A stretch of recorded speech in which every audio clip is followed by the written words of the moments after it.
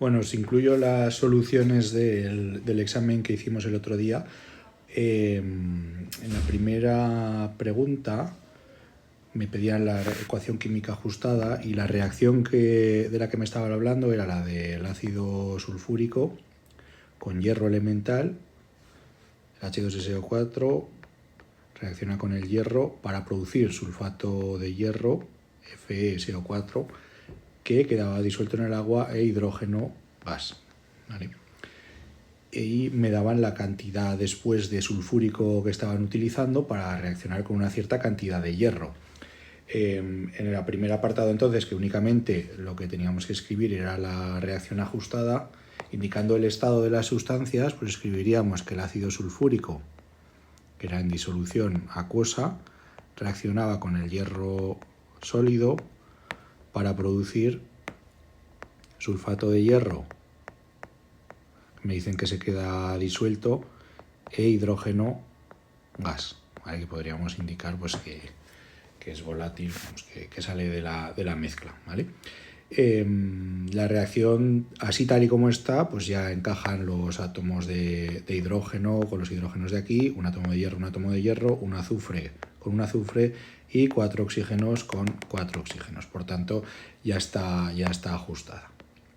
En el segundo apartado me decían, bueno, que lo que estaban haciendo reaccionar era una réplica en peso, ¿vale? De la masa o el volumen, dependería de la densidad, con el hierro de en torno a 9 gramos por centímetro cúbico, una estatua de Mbappé de hierro con 80 litros de sulfúrico del 92% en peso y me daban la densidad, ¿vale? Este agua que me dicen que añaden para cubrir la estatua me da igual, porque los moles de sulfúrico únicamente van a venir de aquí. Eso solo me va a afectar al volumen del medio de reacción, pero la masa, los moles de sulfúrico vienen de aquí. Teniendo esto en cuenta, pues bueno, primero en el apartado B tenemos que determinar la molaridad del ácido, que después podemos utilizar en el apartado C, que es calcular el peso de Mbappé, es decir, cuánto hierro está reaccionando. La molaridad la calculamos, la podemos hacer de varias maneras. Modo sencillo para acordarnos siempre con estos ácidos comerciales, pues lo mismo que teníamos en el control anterior. Gramos de soluto, esto sería sulfúrico, 100 gramos totales de disolución. Con la densidad pasamos esos gramos de disolución a litros, aplicando después un factor de conversión, y después estos gramos de disolución los tenemos que pasar a moles. Tendríamos aquí abajo los gramos para que se nos vayan y para tener un mol de sulfúrico necesitamos 98 gramos, que viene de sumar los 2 átomos de hidrógeno, los 4 átomos de oxígeno y el átomo de azufre. ¿Vale? Cuando ya tengo esto, pues bueno, puedo aquí quitarme ceros y la molaridad de esta disolución pues salía de 16,89 mol partido por litro, ¿vale? O redondeando 16,9, ¿vale? 16,9, alguna vez redondeado a 17, 16,898, pues bueno, en torno a 16,9 moles partido por litro. Eso afecta después al peso que habéis calculado en el apartado C, pero bueno, redondeamos a 3 cifras significativas, lo correcto sería 2, ¿vale? Que es lo que tenemos el resto de valores. En el apartado C ya me piden la cantidad de hierro, entonces tengo que tener en cuenta que de ese ácido, del que acabo de calcular la molaridad, yo estoy añadiendo 80 litros. 80 litros, teniendo en cuenta esa proporción moles partido por litro, si quiero determinar los moles de sulfúrico que estoy añadiendo, utilizo la molaridad del apartado anterior, que ya la tengo, y multiplico por los 80 litros. ¿Vale? Entonces, y esto lo que dé son los moles de sulfúrico. Viendo la estequiometría de la reacción, aquí tendríamos un 1 y aquí también, es decir, va mol a mol. Entonces los moles de hierro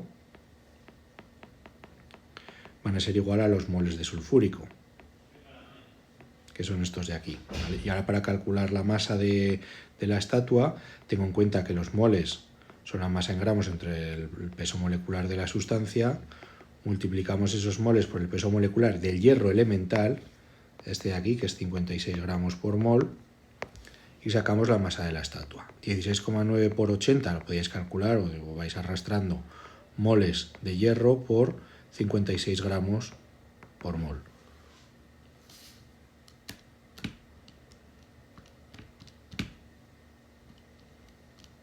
Y más o menos salía 75.712 gramos, lo vamos a redondear a 75,7 kilos. Si esta molaridad la habíais ajustado a dos cifras significativas, pues bueno, esta de aquí, pues bueno, os sale un resultado diferente, pero el procedimiento está bien, ¿vale?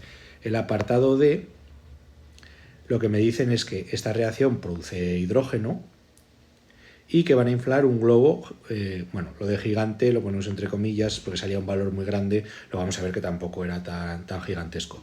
Y claro, este globo, ¿dónde lo inflan? Pues en el campo a 0,9 atmósferas y a menos 2 grados. Entonces, en realidad es bastante sencillo, solo tenemos que aplicar, como están preguntando por el volumen que ocupa una cierta cantidad de gas a unas ciertas condiciones de presión y temperatura, lo que tenemos que hacer es aplicar la ecuación de los gases ideales, ¿vale?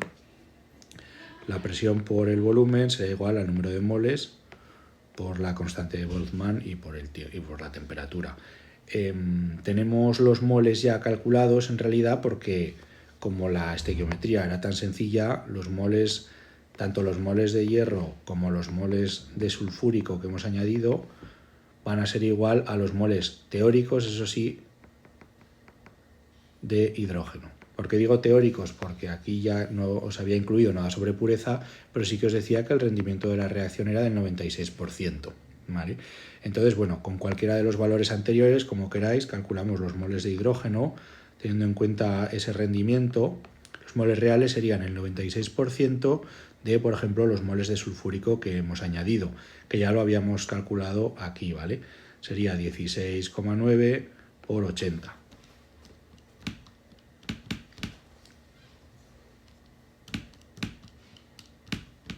Esto nos salía, por cierto, 1.352 moles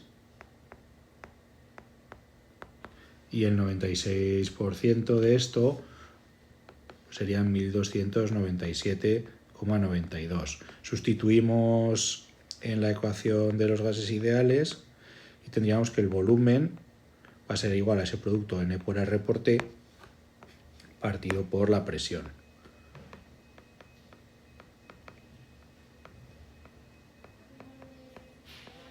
La temperatura era menos 2 grados, pues eran 271 Kelvin. Y la presión, claro, Madrid tiene una cierta altitud, entonces está a 0,9 aproximadamente, ¿vale? 1297,92.